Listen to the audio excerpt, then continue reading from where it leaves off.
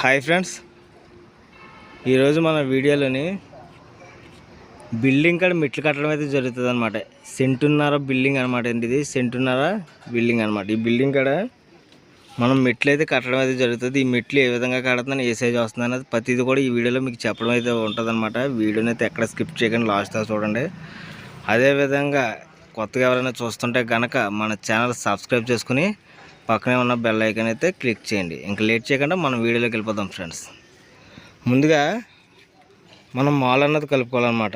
Mall అన్నది కలుపుకోవడానికి దీనికి వాడే సిమెంట్ పాళ్ళు అయితే చెప్తుంది చూడండి. ఈ గమేలతోటి కరెక్ట్గా ఈ గమేలతోటి